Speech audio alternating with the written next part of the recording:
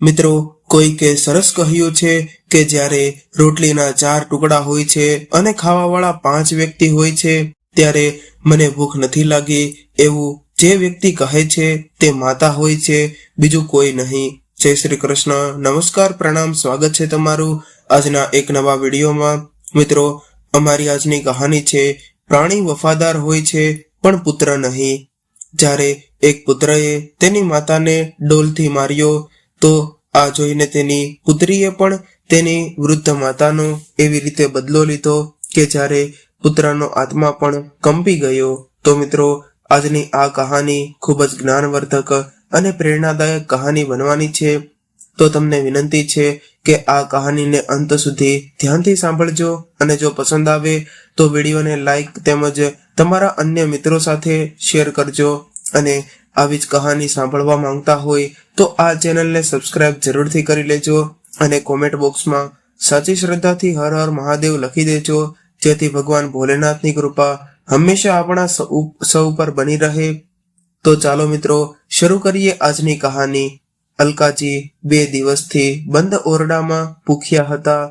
આજે દરવાજો ખુલ્યો ત્યારે દરવાજો ખુલતાની સાથે જ તે પુત્રવધૂની સામે હાથ જોડીને કરગરીને બોલી રહ્યા હતા કે પુત્રવધુ, હવે મને ખાવાનું કંઈક આપો ને. વહુ બેટા, મને બહુ ભૂખ લાગી છે. વહુ બેટા, જે કાંઈ વાસી તાજું ખાવાનું હોય તે મને આપ.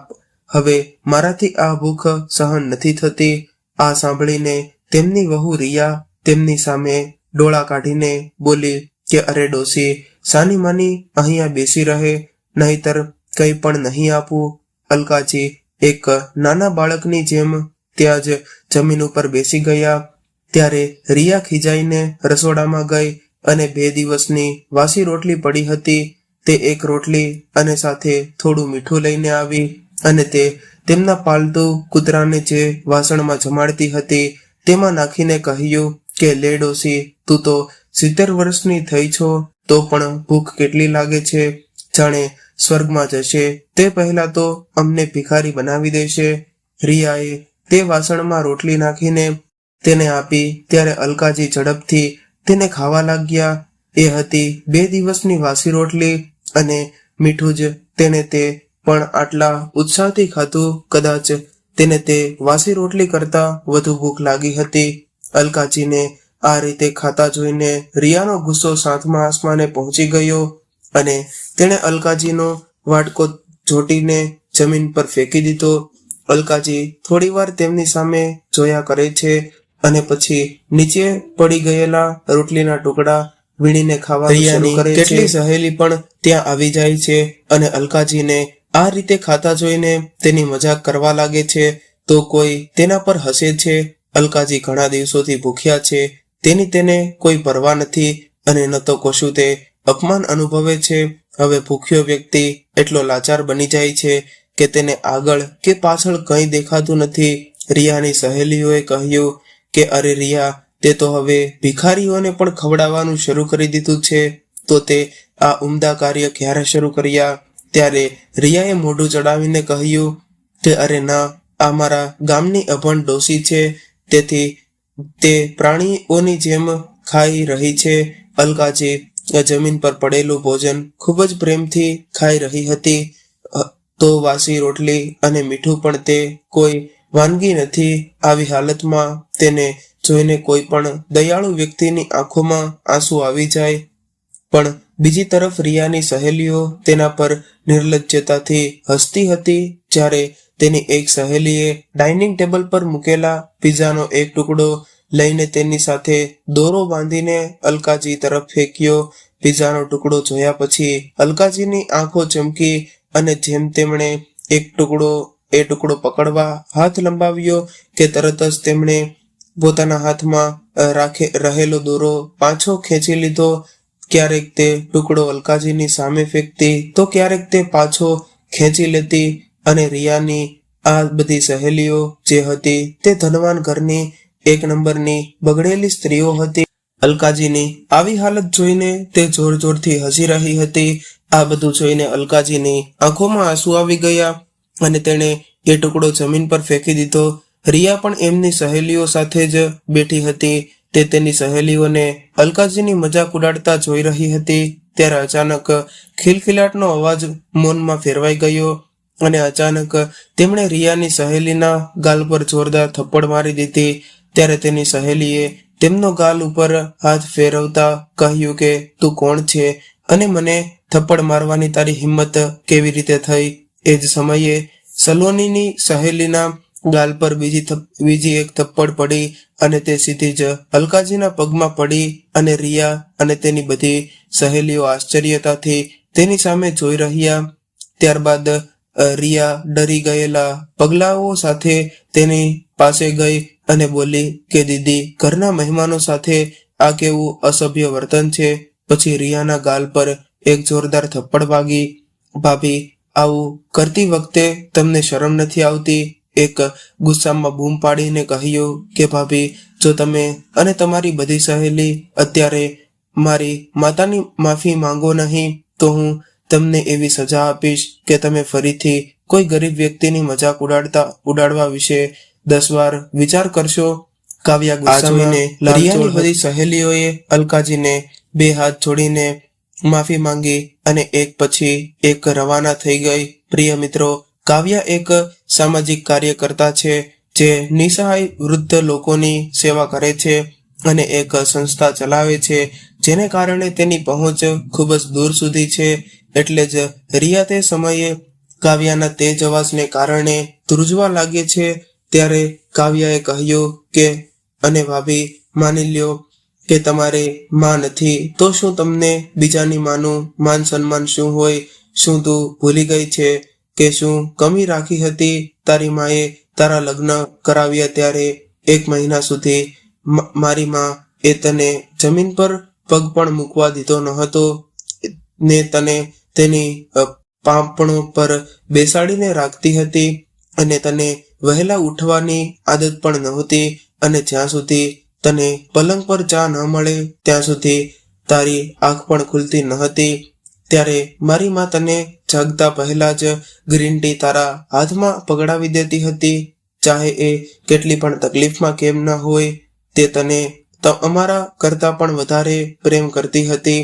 એવું વિચારીને કે તને નાનપણથી જ તારી માતાનો પ્રેમ નથી મળ્યો તો તે તને તેની ગેરહાજરીનો અહેસાસ થવા દેવા નહોતી માંગતી. પણ તે મારી માતાની મમતા અને તેના પ્રેમનો આ ટાંકો મારી માતાને આપ્યો. ત્યારે કાવ્યા રડી પડી અને તેની માતાને ગળે લગાડી લીધી. અલકાજી એક સીધી સાદી સ્ત્રી હતી. તેમણે પોતાનું આખું જીવન તેમના બાળકોને ઉછેરવામાં અને તેમના ભવિષ્યને ઘડવામાં વિતાવ્યું હતું. અલકાજીના પતિ મગનજી કરિયાણાની દુકાન ચલાવતા હતા અને કોઈક રીતે તેના દ્વારા તેમના પરિવારનું ભરણ પોષણ કરતા હતા. બાળકો મોટા થવા લાગ્યા અને તેમની જરૂરિયાતો વધવા લાગી. તેથી તેઓ રાત્રે પણ કામ કરવા લાગ્યા અને બાળકોની ઈચ્છા પૂરી કરવા માટે તેઓ કામ કરવાનું મશીન બનીને રહી ગયા. ન તો ખોરાક કે ન તો કપડાં પરવા કરતા અને દીકરાઓ જ્યારે લગ્ન કરવા યોગ્ય બની ત્યારે તેઓ પહેલા દીકરીઓના લગ્ન કરાવ્યા, પણ દીકરાના લગ્ન થયા તેમની હાલત વધુ કફોડી બની ગઈ. દીકરાએ કોઈ કામ ન કર્યું અને હવે આખા પરિવારનો ખર્ચ મગનજીએ ઉઠાવવો પડ્યો. એક રાત્રે 4 વાગ્યે સવારે તે કામ પરથી પરત ફરી રહ્યા હતા ત્યારે પાછળથી એક કાળમુખા ટ્રકે તેને ટક્કર મારી અને તેનું ઘટના સ્થળે જ મોત થઈ ગયું. તે દિવસથી અલકાજીને હવે કોઈ સુધી નહોતી રહી. તેના સસરાનું અવસાન થતાં જ રિયાએ આખા ઘરનો કબજો લઈ લીધો અને પુત્રએ પિતાની કરિયાણાની દુકાન સંભાળી. પણ મગનજીએ જતા પહેલા એક સારું કામ કર્યું હતું. તે માત્ર કાવ્યા અને રીટાને જ ખબર હતી. રીટા તેમની નાની દીકરી હતી. એવા જ એક દિવસની વાત છે કે એક દિવસ સાંજે અલકાજી ખાટલા પર સૂતી હતી ત્યારે અચાનક તેનો પૌત્ર યુગ થાળીમાં પકોડા લઈને ફોનમાં ગીત વગાડતો આવ્યો અને તેની દાદીની બાજુમાં બેસી ગયો અને તેણે તેની દાદીને ખાવાનું પૂછ્યું. મને ખબર નથી કે કેટલો સમય વીતી ગયો છે. અલકાજીને કદાચ પોતાને આવો ખોરાક ખાવાનું યાદ નહોતું. પકોડા જોઈને તે તેના મોંમાં પાણી આવવા લાગ્યું, પણ તે એક પણ પકોડું ખાતા ડરતી હતી. યુગ તેને વારંવાર કહેતો હતો કે દાદીમાં એક લ્યો. અલકાજી જ્યારે તેને ના પાડવા લાગ્યા ત્યારે યુગે બળજબરીથી એક પકોડું તેમના મોઢામાં મૂકી દીધું. તે આંખો બંધ કરીને પકોડાનો સ્વાદ માણી રહી હતી. ત્યારે જ કોઈએ તેને પાછળથી વાળ પકડી લીધા. જ્યારે અલકાજીએ આંખો ખોલી તો રિયા તેના વાળ પકડીને ઊભી હતી અને નજીકમાં આવેલો યુગ પણ ડરીને બહાર નીકળી ગયો. અલકાજીને એવી રીતે વાળ પકડીને ખાટલામાંથી ધક્કો માર્યો અને તેણે કહ્યું કે વૃદ્ધ ડોશી, તારી હિંમત કેવી રીતે થઈ મારા પુત્રના પકોડા આંચકીને ખાવાની? જો તું બીમાર પડે તો શું તારો બાપ દવાનું બિલ ચૂકવશે? ત્યારે અલકાજીએ એમ પણ કહ્યું હતું કે વહુ દીકરા, મેં તેના પાસેથી પકોડું નથી છૂટવ્યું. યુગે પોતે જ મારા મોઢામાં મૂક્યું હતું. વહુ, મને મારશો નહીં, હું હવેથી નહીં ખાઉં. મેં હમણાં જ એક ખાધું હતું, માત્ર એક ખાધું. વહુ ના મારો મને. અલકાજી રડતી રહી અને રિયા તેને મારતી રહી અને બોલી કે વૃદ્ધ ડોશી, તું ઘણા સમયથી મારા દ્વારા જણાવવામાં આવેલા નિયમોનો ભંગ કરી રહી છે. આજે જો હું તારું શરીર નહીં તોડું તો મારું નામ રિયા નહીં. તેવી જ રીતે ઘણા સમયથી અલકાજીને ખૂબ જ ત્રાસ આપવામાં આવી રહ્યો હતો. જ્યારે રિયાનો ગુસ્સો શાંત થયો ત્યારે તે કહે છે કે આજે આખો દિવસ તમને ખાવાનું નહીં મળે. વૃદ્ધ ડોશી, તને પકોડાનો સ્વાદ ખૂબ જ ગમ્યો કાં? એટલું કહીને રિયા ત્યાંથી ચાલી ગઈ અને અલકાજી ત્યાં જમીન પર જ લાંબા સમય સુધી પડ્યા હતા. લગભગ 1 કલાક પછી યુગ ડરીને આવ્યો અને દાદીને પાણી પીવડાવ્યું. ત્યારે તેને ભાનમાં આવી, પણ રિયાએ પણ તેને એટલો ગભરાવી દીધો હતો કે જો તેને તેની દાદી પાસે જોશે તો તેને રૂમમાં બંધ કરી દેશે અને તેને ખૂબ જ મારશે. તેણે તરત જ તેને પીવા માટે પાણી આપ્યું અને ચાલ્યો ગયો ત્યાંથી તેના રૂમમાં. થોડીવાર પછી અલકાજી સ્તબ્ધતાથી જાગી અને તેના પલંગ પર ગયા. તે આખો દિવસ બહાર આંગણામાં જ સૂઈ રહેતી, કાં તો કોઈ કામ કરીને તેના પલંગ પર સૂતી. પછી ભલે તે ગરમી હોય, ઠંડી હોય કે વરસાદ, તેને ઘરની અંદર જવાની પરવાનગી ન હતી. તે આંગણામાં રહેતી હતી ને તેના આંગણામાં પડી પડી માખીઓ સાથે વાત કરતી હતી. તેમનો પુત્ર કાનજી, જે તેના પિતાએ બજારમાં બનાવેલી કરિયાણાની દુકાન ચલાવતો હતો, કોણ જાણે તે ઘણી વખત તેની માતા પાસેથી નીકળતો હતો પણ ક્યારેય તેની સુખાકારી વિશે પૂછ્યું પણ નહોતું. રિયા જ હતી. તેના વિશે વાત કરીએ તો તે અલકાજીને ત્યારે જ પ્રણામ કરતી હતી જ્યારે તેની બંને નણંદો તેની સામે હોય. ત્યારે અલકાજી સાથે બહુ સારું વર્તન કરે છે, પણ દીકરીઓ જ્યારે તેના ઘરે જાય ત્યારે રિયાએ તેને કરેલી બધી સેવાઓ વ્યાજ સાથે વસૂલ કરી લેતી હતી. આથી અલકાજી ઘણી વખત એવું વિચારતા કે તેની દીકરીઓને રિયા અને કાનજીની અસલિયત વિશે કહી દઉં, પણ તેમ છતાં તે એ વિચારીને ડરી હતી કે આવું કરવાથી કદાચ રિયા તેને આ ઘરમાંથી કાઢી મૂકશે તો પછી તે તેની દીકરીઓ પર બોજ બનવા માંગતી ન હતી. કોઈ પણ રીતે તે તેના પર નિર્ભીક છે. એક સવારે અલકાજીને સમાચાર મળે છે કે તેમની નાની દીકરી કાવ્યા આવવાની છે. એ જાણીને અલકાજી ખૂબ જ ખુશ થઈ જાય છે. સારું, આજે 1 વર્ષ પછી મને કંઈક સારું ખાવાનું મળશે, કારણ કે કાવ્યા 1 વર્ષ પહેલા આવી હતી જ્યારે રિયા ગુસ્સાથી બરાબર થઈ ગઈ હતી કે કહી રહી હતી કે તેની પાસે બીજો કોઈ કામ ધંધો નથી, તેથી તે વારંવાર મોઢું ઊંચું કરીને દોડી આવે છે. હવે તેની સાથે આ ડોશીની પણ સેવા કરવાની છે. હું તેને સંભાળી શકતી નથી. મારો મગજ હલી ગયો તો હું આ ડોશીને તો ઝેર આપી દઈશ. નથી કોઈ કામની કે નથી કોઈ કાજની, અને ડોશી તો છે ખાલી દુશ્મન અનાજની. ત્યારે જ કાવ્યા આવી અને કાવ્યાનો આવવાનો સમય સાંજનો હતો, પણ તે વહેલી આવી ગઈ અને તેણે તેના ભાઈ અને ભાભીને અગાઉથી જાણ કરી ન હતી, કારણ કે તે વહેલા જઈને બધાને સરપ્રાઈઝ કરવા માંગતી હતી. પણ કાવ્યાએ ઘરની અંદર પગ મૂકતાની સાથે જ તેની માતાએ જોઈને તેની આંખોમાં આંસુ આવી ગયા. કાવ્યા પણ સમયની નાજુક તાસમજી ગઈ, કારણ કે તે જે હેતુ માટે અહીં આવી હતી તેની માતા માટે જ હતો. તે હજી ખોલવા માંગતી ન હતી. આ તેની માતાની જિંદગીનો સવાલ હતો. હવે મારી ઉંમર પણ ઝાઝી થઈ ગઈ છે, એટલે વાતમાં એક વાત કહેવાનું તો ભૂલી જ ગઈ હતી. ભાભી, રીટા દીદી પણ કાલે આવવાની છે. તેમાં એવું છે કે પિતાજીએ અમારા ત્રણેય ભાઈ બહેનના નામે એક મિલકત રાખી છે, જે હવે અમે ઈચ્છીએ છીએ કે તે મિલકત હવે ભાઈના નામે કરી દઈએ. અમે ભાઈએ પિતાજીની જવાબદારી ઉપાડી છે અને હજુ પણ તે માતાની જવાબદારી નિભાવી રહ્યો છે, તો તેની તમામ મિલકત પણ તેમને આપવી જોઈએ. રિયાએ તેને જાળમાં લપેટી અને કહ્યું કે આ સાંભળીને રિયા મૂડમાં આવી ગઈ અને તેના મોઢામાં લાડુ ફૂટવા લાગ્યા અને વિચારવા લાગી કે ચાલો આ ડોસીને આટલા દિવસોની સંભાળનું ફળ તો મળ્યું.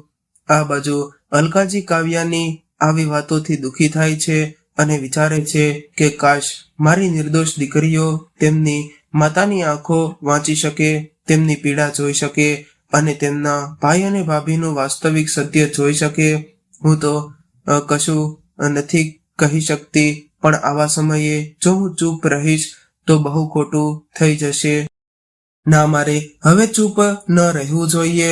અલકાજી કાવ્યાને બધું જ કહેવાના હતા, પણ અલકાજી ઈચ્છતા ન હતા કે તેમના કારણે દીકરાઓના જીવનમાં કોઈ મુશ્કેલી આવે. તેથી જ તેમણે કાવ્યાને કંઈ કહ્યું નહીં. ત્યાર પછી રાત્રે બધા સૂઈ જાય છે, ત્યારે રિયા રાત્રે શાંતિથી અલકાજીના રૂમમાં આવે છે અને તેમને હળવેથી જગાડે છે અને બહાર જવા માટે કહે છે. ત્યારે અલકાજી પછી રિયા સાથે બહાર નીકળી જાય છે. રિયા અલકાજીને રસોડામાં લઈ જાય છે. રસોડામાં જઈને તે વેલણ લઈને અલકાજીને કમર પર 2-3 ફટકારે છે. અલકાજી વેલણ વગરને કારણે રડવા લાગ્યા. તો રિયાએ તેના મોઢામાં કોઈ કપડાનો ડૂચો ભરાવીને તેને ચૂપ કરી દીધી અને બોલી કે ડોસી, જો તે તારી દીકરીઓ સામે મારા વિરુદ્ધ જીભ ખોલી તો તારી શું હાલત થશે તેનો તો તને ખ્યાલ છે ને. અને કાલે એકવાર તમારી આ દીકરીઓ તેમનો હિસ્સો છોડી દે, પછી તેમની સામે આ બધું કરવાની જરૂર નહીં પડે. પછી હું તેમને અહીં આવવા જવાનું બંધ જ કરી દઈશ. તે પહેલા જો કંઈ પણ થવાનો સંકેત પણ મને મળશે તો તને છેલ્લી વારનો માર યાદ હશે ને? તારા શરીર પર હજી મારના ડાઘા હશે. ત્યારે અલકાજીએ તેને હાથ જોડીને કહ્યું કે પુત્રવધુ, હું કંઈ નહીં કહું, બસ પણ તું મને મારીશ નહીં. અલકાજીએ પોતાનું દર્દ તેની છાતીમાં દફનાવી દીધું. મિત્રો, ઘણીવાર દીકરીઓ જ્યારે મા બાપના ઘરે જાય છે ત્યારે મા દીકરી એકબીજા સાથે વાત કરીને તેનું દર્દ હળવું કરે છે, પણ અહીં અલકાજીની હાલત એવી હતી કે તેનું કોઈ પણ દુઃખ તેની પુત્રી સાથે શેર કરી શકતી ન હતી અને તે પોતાની અંદર જ મૂંઝાઈ રહી હતી. બીજા દિવસે અલકાજીની નાની દીકરી રીટા પણ આવે છે અને રિયા તેને જોઈને ખૂબ જ વધુ ખુશ થઈ જાય છે. કદાચ આ પહેલીવાર હતું કે રિયા તેમની નણંદના આગમન પર આટલી ખુશ હતી. અલકાજીને ખબર હતી કે આટલું કર્યા પછી રિયા તેમના સાથે ખૂબ જ ખરાબ વર્તન કરશે. પ્રયત્ન કરવા છતાં પણ તે મોઢું ખોલવાની હિંમત ના કરી શકી. સાંજે જમ્યા પછી રીટાએ કહ્યું કે ભાઈ, કાગળો તો અમે અમારા પિતાના વકીલ પાસે બનાવડાવી લીધા છે, તેઓ કાલે લઈને આવશે. આ વાત સાંભળતા જ અલકાજીએ પોતાની જાત પર કાબુ ન રાખી શક્યા અને બોલ્યા કે આ બધું કરવાની શું જરૂર હતી? તારા પિતાજીએ આ બધું સમજી વિચારીને કર્યું હશે. અલકાજીના મોઢેથી આ સાંભળીને તેનો દીકરો કાનજી અને વહુ રિયા આંખો પહોળી કરીને તેની સામે જોયું અને પછી કાવ્યાએ તેની માતાને કહ્યું કે પપ્પા હંમેશા અમને ત્રણેયને એક સરખો પ્રેમ કરતા હતા, તેથી જ તેઓએ આ કર્યું. પરંતુ હવે જ્યારે અમે અમારા ઘરમાં રસિયા પસિયા રહીએ છીએ તો પછી અમને આ બધાની શું જરૂર છે? કાનજી તેની બંને બહેનોના મોઢેથી પ્રોપર્ટી આપવા અંગે સાંભળીને તેનો ભાઈ કાનજી અને તેની પત્ની રિયા ખૂબ જ ખુશ થઈ જાય છે. તેઓ બંને જાણતા હતા કે એકવાર બહેનો મિલકતમાંથી પોતાનો હિસ્સો છોડી દેશે પછી અમે અમારી ઈચ્છા પ્રમાણે કરીશું. બીજા દિવસે સવારે બંને બહેનોએ રિયાને કહ્યું કે ભાભી, અમે માતા માટે કંઈક ખરીદવા બજારમાં જઈએ છીએ, પછી અમે ક્યારેય પાછા આવીશું તે ખબર નથી, એટલે જ આ વખતે અમે માતા માટે સંપૂર્ણ વ્યવસ્થા કરીને જઈશું અને વકીલને સાથે લઈને 1 કલાકમાં પાછા આવી જઈશું. બજારમાં જતા જ રિયાને અલકાજી પર પોતાનો ગુસ્સો ઠાલવવાની પૂરી તક મળી જાય છે. તે અલકાજી માટે પનીરનો એક મોટો ટુકડો લઈને આવે છે અને આવીને કહ્યું કે તને પનીર પકોડા ખાવા બહુ ગમતા હતા ને, એટલા માટે હું તારા માટે આટલું પનીર લાવી છું. આટલું કહીને તે લાલ મરચાંનો પાવડર પનીરના ટુકડામાં નાખ્યો અને કહ્યું કે હવે આ ખાઈ જા. અલકાજીએ કહ્યું કે ના બહુ, આટલા મરચાં હું ખાઈ શકતી નથી. રિયા બોલી કે હવે તો તારી દીકરીઓ પણ તને બચાવવા નથી આવવાની. ત્યારે હાથ જોડીને અલકાજીએ કહ્યું કે વહુ, એકવાર તને મને બળજબરીથી ખરાબ ખોરાક ખવડાવ્યો હતો, જેને કારણે હું 15 દિવસ બીમાર રહી હતી અને હવે આટલા મરચાને લીધે કદાચ હું મરી જઈશ તો પણ ઠીક છે, પણ બચી ગઈ તો ખૂબ જ તડપીશ. પુત્રવધુ, આવો ત્રાસ ના કરો, મને ઝેર લાવી આપો, હું ખાઈ જઈશ અને તારાથી કાયમ માટે દૂર થઈ જઈશ, પણ મને રોજ આવો ત્રાસ ન આપો. આખરે મેં તમારું શું બગાડ્યું છે? ત્યારે રિયાએ કહ્યું કે જો હું તને ઝેર આપી શકતી હોત તો મેં તને ક્યારનું આપી દીધું હોત, પણ આ બધું કર્યા પછી મારે જેલમાં જવાનું નથી, પણ જ્યાં સુધી તું જીવીશ ત્યાં સુધી હું તારી સાથે એક જ કરીશ કે તું જાતે જ મરી જઈશ. રિયાએ આંખો પહોળી કરીને કહ્યું અને તે જબરદસ્તીથી તે ચીઝનો ટુકડો અલકાજીના મોઢામાં ભરાવતી હતી. ત્યારે જ કાવ્યા અને રીટા પાછળથી આવી જાય છે અને રિયાને અલકાજીથી દૂર ધકેલી દે છે. ત્યારે કાવ્યા રિયાના ગાલ પર એક જોરદાર થપ્પડ મારી દે છે અને રીટા રિયાને ટીકા પાટુથી જોરાર મારે છે. ત્યારે તમે આ શું કરો છો મારી સાથે? આવી રીતે તો કોઈ જાનવરને પણ નથી મારતું, ઘણીવાર કહેતી રહે છે. ત્યારે કાવ્યાએ ગુસ્સામાં કહ્યું, કેમ ભાભી, તું મારી માતા સાથે શું કરી રહી છે? તું તારી માતા સાથે જે કરે છે તેની સરખામણીમાં આ કંઈ નથી. તેના માટે તો તને જેટલી મારીએ તેટલી ઓછી છે. પછી કાનજી પણ પાછળથી આવે છે તો રિયા તરત જ કહે છે કે જુઓ, આજે તે નાની થઈને તેની માતા જેવી ભાભી પર હાથ ઉપાડી રહી છે. શું નથી કર્યું મેં એમના માટે? જ્યારે હું આ ઘરમાં લગ્ન કરીને આવી હતી ત્યારે તે આટલી નાની હતી કે આને લાયક બનવા માટે શું નથી કર્યું, અને મેં એક માતા તરીકે તેની સંભાળ લીધી હતી અને આજે તે મારા પર હાથ ઉપાડી રહી છે. રાકેશ બોલ્યો કે આ શું છે રીટા, તને લોકો અહીં આ બધું કરવા આવ્યા છો? હવે આ ઘર મારું છે અને અહીં ફક્ત હું અને રિયા જે કહીશું તે જ થશે, અને અમે લોકો એવું ઈચ્છીએ છીએ કે તમે લોકો ફરી ક્યારેય અમારા ઘરે ન આવો. રિયાએ આશ્ચર્ય સાથે પૂછ્યું. ત્યારે કાનજીએ કહ્યું કે હા રિયા, આ લોકો વકીલ સાથે મારી દુકાને પહોંચ્યા હતા. મારી સહી કરવા માટે તેઓએ તેમનો હિસ્સો મારા નામે આપી દીધો છે. તેથી જ હવે તમારે ચિંતા કરવાની કોઈ જરૂર નથી. હવે તમારે તેમની ખુશામત કરવાની કોઈ જરૂર નથી કે આ ડોશીને ત્રાસ આપતા કોઈ તમને રોકી શકશે, અને ન કોઈ સમસ્યા હોય તેને સાથે લઈ જાય. કાનજીએ કહ્યું, પણ મને એક વાત સમજાય નહીં કે આ લોકોને મારી દુકાને આવીને મારી સાઈન કેમ કરાવી? રિયાએ કહ્યું, અને મને તો બજારમાં જવાનું કહીને ગઈ હતી. આ બંને આ સાંભળીને રીટા અને કાવ્યા બંને જોરથી હસી પડ્યા અને પછી કાવ્યાએ કહ્યું કે ભાઈ અને ભાભી, તમે જે પણ કહો છો તમે ખરેખર પાગલ છો ભાઈ. એટલે જ અમે દુકાને જઈને સહી કરી હતી જેથી અમારો પ્લાન સફળ થઈ શકે. તમારી સામે અહીં ઘરે યુક્તિઓ રમવી મુશ્કેલ થઈ ગઈ હોય છે. શું આ મજાક છે? તો રીટા આજે તેના ભાઈને જોરદાર થપ્પડ મારી અને કહ્યું કે ભાઈ રાહ જુઓ, હું તમને શરૂઆતથી આખી સચ્ચાઈ કહીશ. રીટા અને કાવ્યા અહીં કેમ આવ્યા હતા? તેઓ શા માટે ટ્રાન્સફર કરાવવા માંગતા હતા તેમની મિલકત? તેમના ભાઈને આ પાછળ તેમનો સાચો હેતુ શું હતો?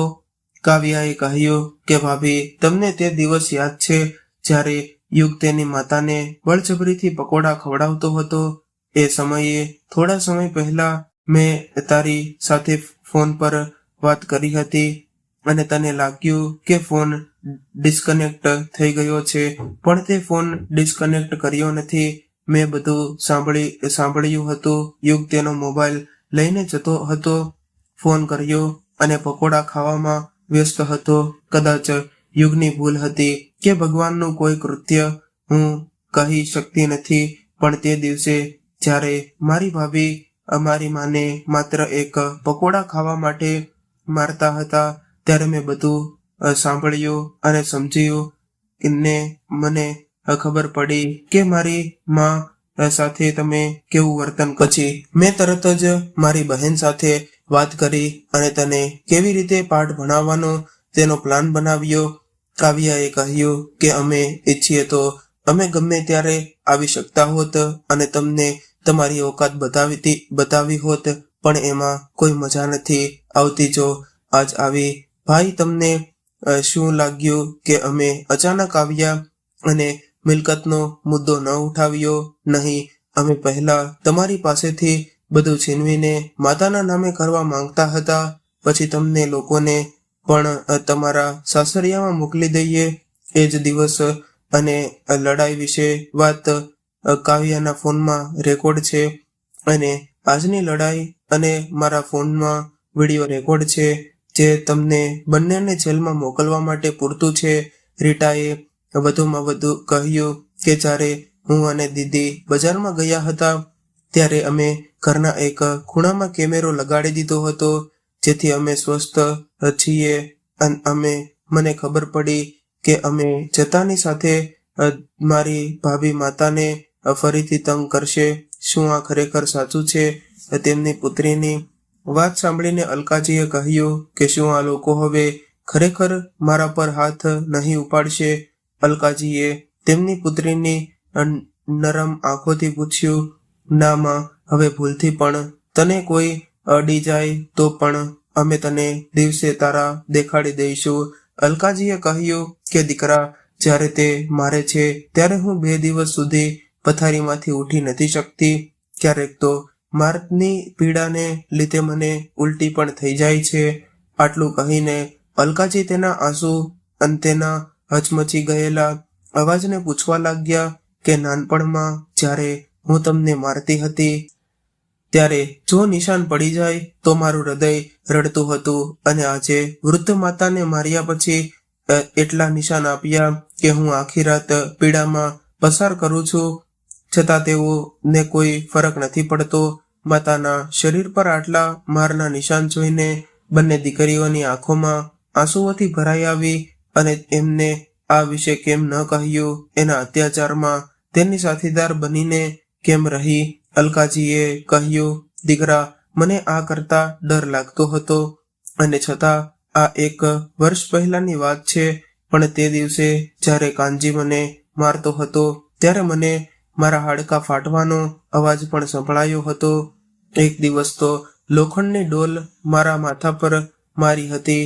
એટલે જ મારા વહાલા મિત્રો દીકરીઓએ કહ્યું કે માં, તારી દરેક ઈજાનો હિસાબ હવે અમે તેમને સજા અપાવીને કહીશું, જેથી દરેક પુત્ર અને વહુ પોતાના વૃદ્ધ માતા પિતા સાથે આવું વર્તન કરતા પહેલા 100 વાર વિચારશે. ત્યારે જ ડોરબેલ વાગી. રિયાએ દરવાજો ખોલ્યો અને સામે પોલીસને જોઈને બંનેના પગ તળેથી જમીન સરકી ગઈ. એટલામાં પોલીસ પણ આવી ગઈ. ત્યારે કાવ્યા બોલી કે લઈ જાઓ આ હેવાનોને અને અમે તેની પાછળ પુરાવા અને સબૂત ને આવીએ છીએ. ત્યારે રીટાએ આવેશમાં આવીને કહ્યું કે આજે મેં અને કાવ્યા અને મારા ભાઈ અને ભાભીને 2 વર્ષની સજા અપાવી અને જેલમાં મોકલી દીધા. પછી કાવ્યાએ કહ્યું કે માં, હવે તમે અહીં આરામથી રહી શકશો, પણ આ ઉંમરે તું એકલી કેવી રીતે રહી શકશે? તમે અમારી સાથે આવો અને અમારી સાથે ત્યાં રહેજો. કાવ્યાની વાત સાંભળીને તેની માતા અલકાજીએ કહ્યું કે દીકરા, જ્યારે આ મગજ અને હાડકાં આટલા ધોકા સહન કરી શકે છે તો તે એકલા પણ જીવી શકે છે. અને મારી આઝાદીનો અહેસાસ કરવા દો. હું તારી સાથે મારા રૂમમાં સૂઈશ. માતા ગમે તે સૂઈ જાય. અલકાજી બાળક જેવું વર્તન કરવા લાગ્યા, જેને જોઈને કાવ્યા અને રીટાની આંખોમાં આંસુ આવી ગયા. કાવ્યા અને રીટાએ તેમની માતાની મદદ માટે તેની સાથે 24 કલાક રહી શકે તેવી એક નોકરાણી પણ રાખી દીધી છે અને તેને કોઈ પણ પ્રકારની અસુવિધાનો અનુભવ થતો ન હતો. એટલા માટે કે તેની પુત્રીઓ તેને અઠવાડિયામાં 2 વાર મળવા આવતી હતી. જ્યારે રિયા અને કાંજી ફરી માફી માંગવા જેલની બહાર આવ્યા ત્યારે અલકાજીએ તેમને માફ ન કર્યા અને એમ કહીને ઘરની બહાર ધકેલી દીધા કે આજથી મારો દીકરો મારા માટે મરી ગયો છે. અને બંને માથું નમાવીને ડરીને ત્યાંથી ચાલ્યા ગયા. બીજી તરફ અલકાજી તેમના ઘરે આરામથી રહેતી હતી અને તેમની દીકરીઓ અને જમાઈઓ તેમની સારી રીતે કાળજી લેતા હતા. વહાલા મિત્રો, કોઈને પણ તેના માતા પિતા સાથે આવું ન કરવું જોઈએ. આપણે ભગવાનને પ્રાર્થના કરીએ છીએ કે આ કળયુગના બાળકો સાથે શું થયું છે, જેઓ પોતાના માતા પિતાને આ રીતે હેરાન કરે છે. જો કે દરેક વ્યક્તિ આવું નથી હોતું, પરંતુ દરરોજ અખબારમાં અનેક સમાચારો તમને વાંચવા મળે છે અને વડીલોનો ભૂતકાળ પ્રકાશમાં આવી રહ્યો છે. આ એક કડવું સત્ય છે. એ પણ કરનારી શકાય તેવું નથી. એટલે તમારે તમારા માતા પિતાનો આદર કરવો જોઈએ, તેમની સેવા કરવી જોઈએ. આ પરિણામ છે. પ્રિય મિત્રો, તમને આ કહાની કેવી લાગી કોમેન્ટ કરીને જણાવજો. અને જો આ કહાની પસંદ આવી હોય તો વિડીયોને લાઈક તેમજ તમારા અન્ય મિત્રો સાથે શેર કરજો. અને આવી જ કહાની સાંભળવા માંગતા હોય તો આ ચેનલને સબસ્ક્રાઇબ જરૂરથી કરજો. હવે ફરી મળીશું એક નવી કહાની સાથે. ત્યાં સુધી તમામ મિત્રોને જય શ્રી કૃષ્ણ. રાધે રાધે. હર હર મહાદેવ. આ કહાનીને પૂરેપૂરી સાંભળવા માટે તમારો ખૂબ ખૂબ આભાર.